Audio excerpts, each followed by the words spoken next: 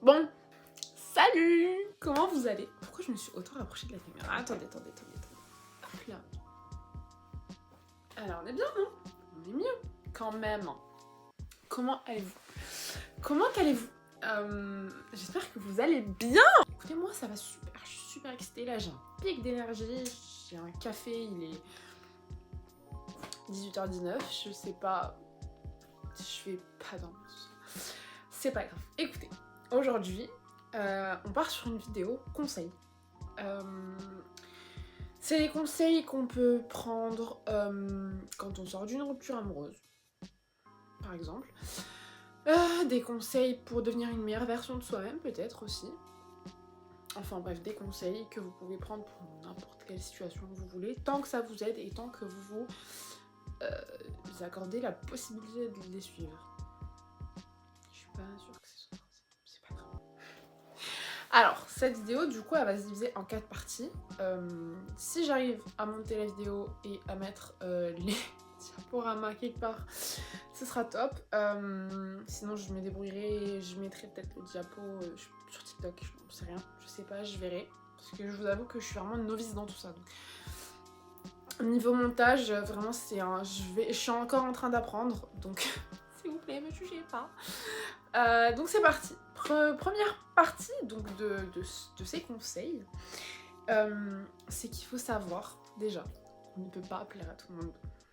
Déjà en tout premier, je pense que c'est une chose qu'on peut noter d'importance, c'est qu'on ne peut pas plaire à tout le monde parce que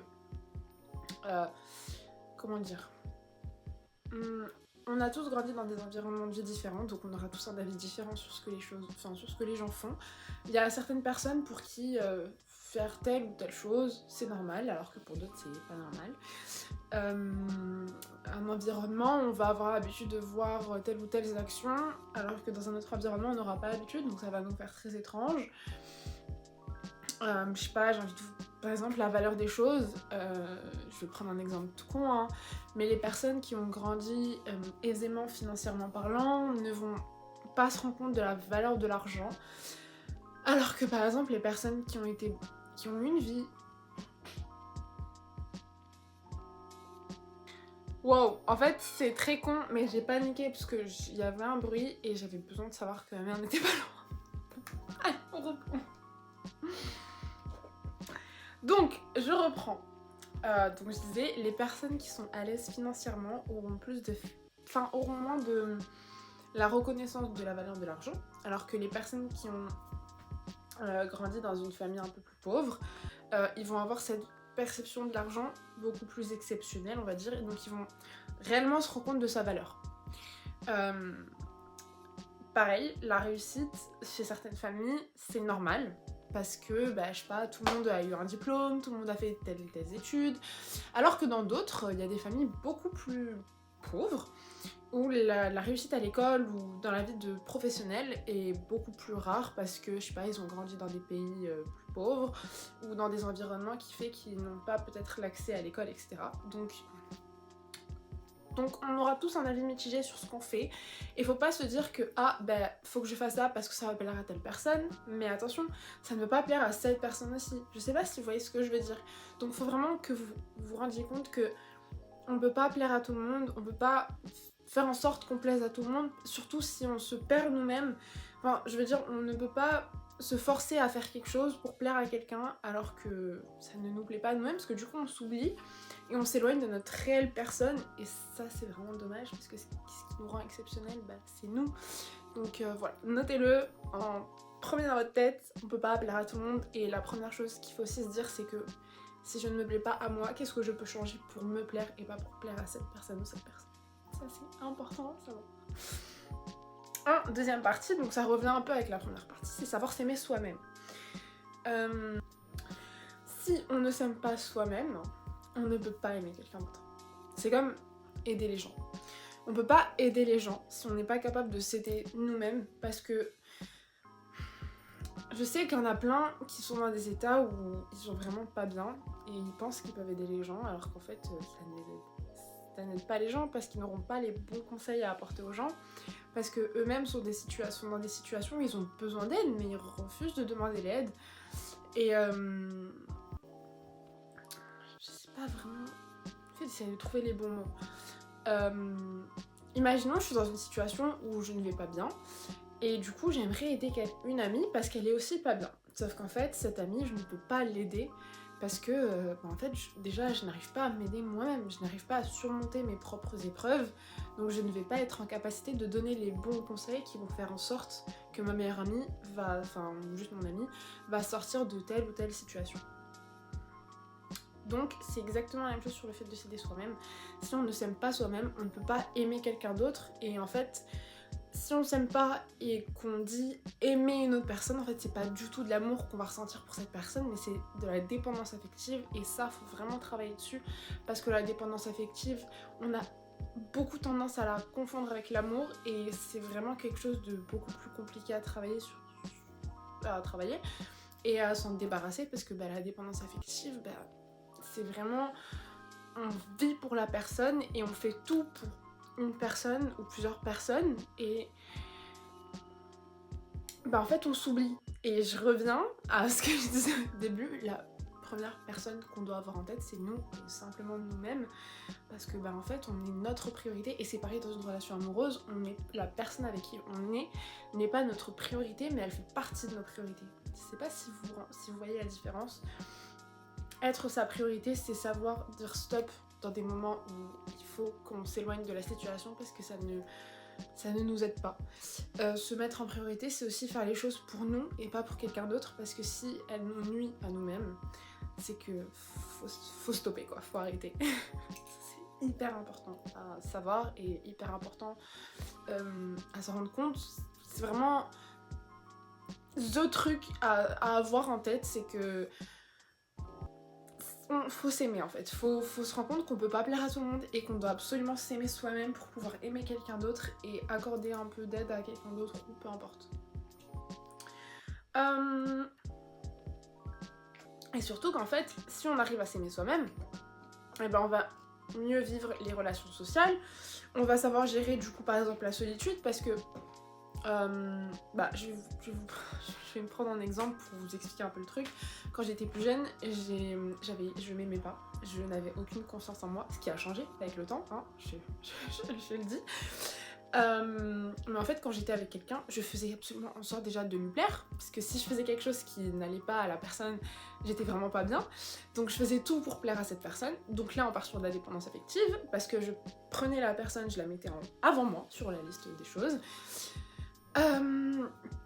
Et en fait, quand j'étais toute seule, j'avais énormément de mal à rester toute seule, parce que ça cogitait dans ma tête. J'étais en mode non, mais en fait, si je fais pas ça, si ça ne va pas plaire à cette personne, il va falloir que je l'aide, il va falloir que je il va falloir que ça. C'est infernal. Donc, apprenez à vous aimer vous-même, et vous vous rendrez compte que vivre la solitude, c'est beaucoup mieux qu'être entouré de gens parfois. Vraiment, ça aide mais tellement à s'aimer soi-même. Enfin vraiment, il y a des moments où j'adore mes meilleures amies. Vraiment, je les aime de tout mon cœur. Mais il y a des moments où je suis vraiment bien toute seule. Et ils le savent, je leur ai déjà dit. Mais il y a des moments où je suis tellement mieux quand je suis toute seule. Et parce que j'aime ma propre compagnie. Je me trouve drôle, je me trouve marrante. Donc je rigole à mes propres... Enfin, je dirais une folle quand je dis ça, mais je rigole à mes propres blagues. Je me fais rire. Je lis des livres. Je regarde des vidéos YouTube, je regarde des vidéos TikTok, je lis des conseils, je fais plein de choses toute seule. Je m'emmène en date toute seule, je m'offre des fleurs. Oui, je m'offre des fleurs. Je m'emmène au resto, je fais au resto toute seule. Je vais au cinéma toute seule, je fais plein de choses toute seule, et franchement, j'adore. J'adore la compagnie de mes amis. Mais ma propre compagnie me suffit, mais tellement. Vraiment tellement. Et donc en fait, s'aimer soi-même, ça va vous permettre de ne plus courir après les gens aussi. Vos ex, par exemple. Je sais pas si vous avez des ex, si vous en avez pas, si vous en avez et que c'est mal fini, et que vous avez du mal à plus le courir après, vous allez voir que vous aimez vous-même, ça va vous aider, et ça va vraiment vous apporter tellement de choses que du coup vous allez arrêter de courir après vos ex. Vraiment, c'est magique. Magique. Ne pas avoir confiance en tout le monde. on connaît pas les gens à 100%. Notez-le bien, on ne connaît pas les gens à 100%, on ne sait pas ce qu'ils ont en tête. Et il faut aussi que vous reteniez quelques éléments, dont l'un d'entre eux qui est l'instinct humain va faire en sorte qu'on se fait toujours passer en priorité.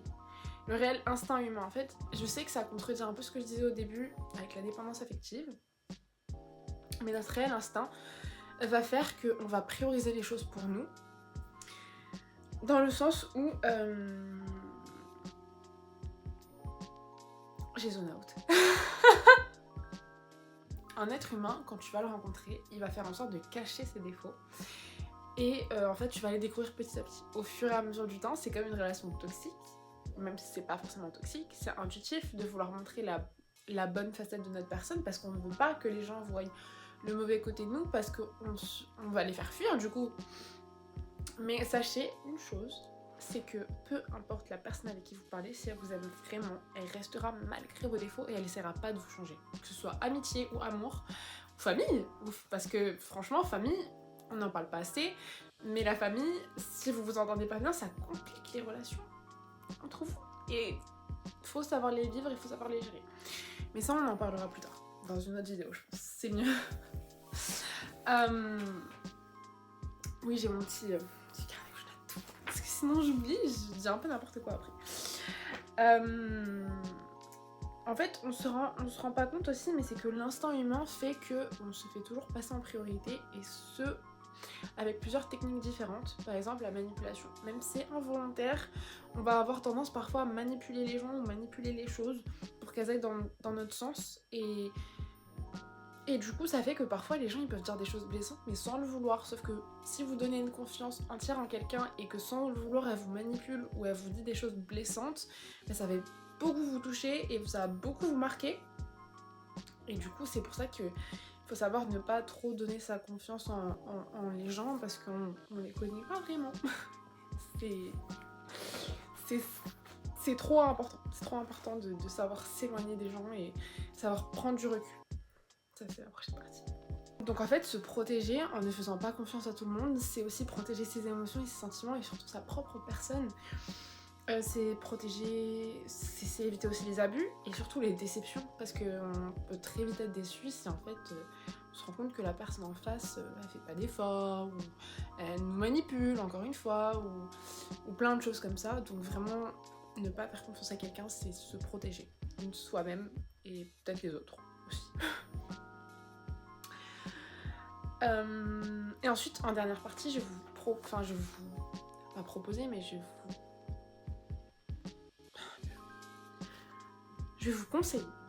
conseiller de prendre du recul sur les situations.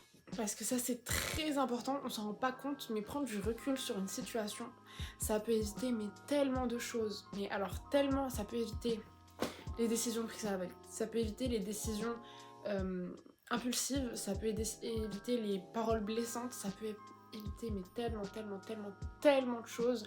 Et le jour où vous arriverez à prendre du recul sur les choses, vous verrez que les disputes, que ce soit amoureuses, amicales ou familiales, encore une fois, les décisions que vous prenez dans la vie de tous les jours, que ce soit professionnelle ou sociale ou peu importe, vous verrez que prendre du recul, vraiment, ça aide, mais tellement. Je vais vous expliquer. Déjà, prendre du recul, ça réduit l'impact émotionnel que la situation va avoir sur nous. C'est-à-dire qu'en fait, en étant en colère ou triste, on peut prendre des décisions impulsives ou dire des choses sans en mesurer la conséquence. Par exemple, imaginons, demain, je me dispute avec mon mec. Demain, je me dispute avec mon copain. Et en fait, suite à cette dispute, j'en ai marre. Je suis énervée, je suis triste, toutes mes émotions sont mélangées. Et bah, bam, je décide de le quitter. Mon clap était super fort. Désolée. Et bah, bam, je décide de le quitter sous l'impulsivité. Et je lui dis des choses blessantes, mais vraiment très blessantes. Et après, quand vous aurez pris le recul de la situation, au bout de quelques minutes et quelques heures, et bah en fait, vous serez en mode mince, j'aurais peut-être pas dû. Donc, prendre du recul avant de prendre des décisions ou avant de parler, ça vous aide. Ça vous aide à éviter ce genre de situation. Comment vous pouvez prendre... Imaginons, là, du coup, je reprends cet exemple, je me dispute avec mon copain, et je vais dire une chose très simple, et c'est ce que je fais avec ma mère, parce qu'on est toutes les deux très impulsives. Je dis, écoute, t'es en colère, je suis en colère, on est tous les deux en colère. Ce que je te propose, c'est qu'on réfléchisse chacun de notre côté, comme ça on évite de dire des choses blessantes, et on évite de s'enfoncer. Et on revient se parler dans 1 heure, 1 heure et demie, 2 heures, peu importe, et on parle à tête reposée, comme ça les émotions seront redescendues. Et on pourra prendre une décision et se dire des choses sans regretter plus tard. Et puis si vous regrettez, alors vous avez réfléchi. Bon. Mais c'est ça aussi, prendre du recul. Prendre du recul, ça vous permet aussi de réfléchir à l'importance des choses et à savoir dissocier le plus important du moins important. Donc vraiment, prendre du recul, c'est important. Et comment on peut prendre... Je m'épuise à parler toute seule, c'est fou. Comment on peut prendre du recul ou comment on peut réussir à mettre tout ça en place. Il y a plusieurs solutions qui sont possibles, mais moi ce que je vous recommande de faire, c'est de suivre votre instinct. Vraiment, l'instinct, on se rend vraiment pas compte, ça aussi, mais c'est hyper important. J'ai plusieurs copines qui ont suivi leur instinct et elles ont évité tellement de situations catastrophiques, soit avec des copains, des copines, peu importe, professionnellement parlant aussi. Donc là, je vous donne des trucs qui ont marché pour moi, mais qui marcheraient peut-être pas pour vous, parce que vous avez peut-être besoin d'autre chose. Mais là, je vais vous donner des solutions qui sont propres à chacune et chacun. Voilà. Alors, en premier, vous pouvez prendre une pause mentale sur les situations. C'est-à-dire, ce que vous pouvez faire pour prendre une pause mentale. La méditation, le sport, et... Pourquoi je craque mes os? Je reprends.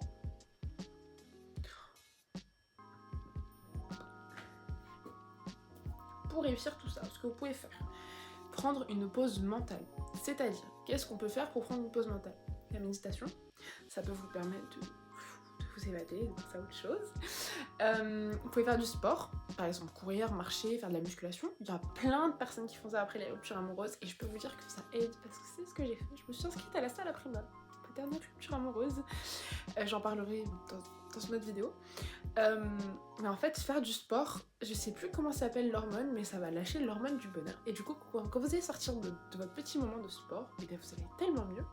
Je vous assure que on se rend pas compte quand on le fait pas, mais faire du sport, ça dégage l'hormone du plaisir, l'hormone du bonheur. Et du coup, quand vous avez fini votre séance, vous êtes tellement apaisé. Bon, vous êtes courbaturé après si vous vous êtes donné à fond, mais vous allez voir que ça rend vraiment heureux, quoi. C'est vraiment bizarre parce que, par exemple, j'aime pas du tout le sport. Vraiment, je suis la #1 hater de sport. Mais quand je me suis mise à la salle après ma rupture amoureuse, comment ça m'a fait du bien! Ça m'a fait tellement bien.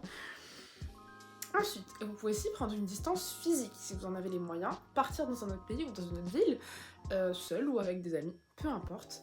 Mais le plus important, c'est de prendre une distance physique avec la situation qui vous a mis dans un mauvais état ou dans une vie qui vous a mis dans un mauvais état. Vous pouvez quitter les réseaux sociaux, par exemple, éviter les réseaux sociaux pendant une petite période. C'est ce que j'ai fait. J'ai quitté Instagram, là, ça fait semaine. En vrai, une semaine c'est peu, dit comme ça, mais quand je vous dis que vraiment je ressens l'impact des réseaux sociaux sur ma vie et comment je suis beaucoup mieux depuis que j'ai quitté Instagram, c'est pas mesurable. Par exemple, Instagram, j'avais tendance à aller vérifier ses abonnements, vérifier s'il était toujours abonné à moi, vérifier s'il m'avait pas envoyé un message, s'il avait pas mis une story ou une note. Mais maintenant que j'ai quitté Instagram, et j'ai plus envie de faire ça.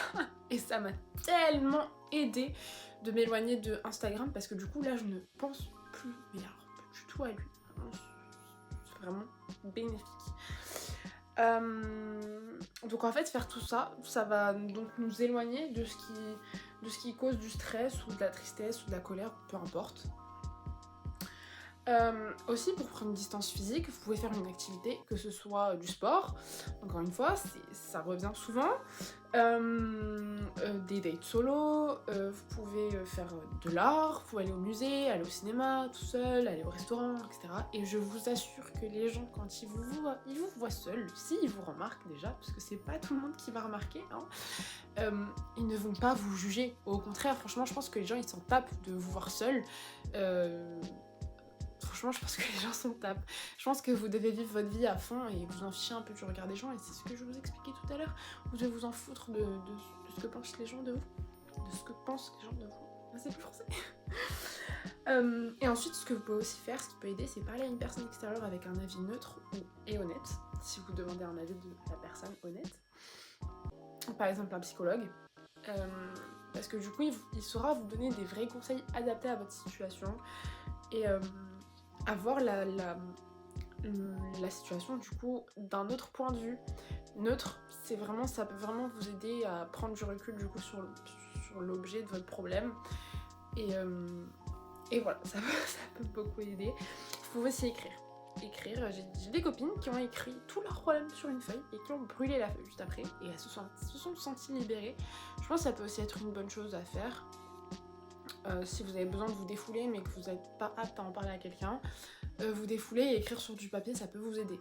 Parce que le papier, il va jamais vous juger, il va jamais aller le répéter, et le brûler, bah, ça va vous donner un peu une confiance à 100% que bah, personne le verra, quoi, parce qu'il sera cramé.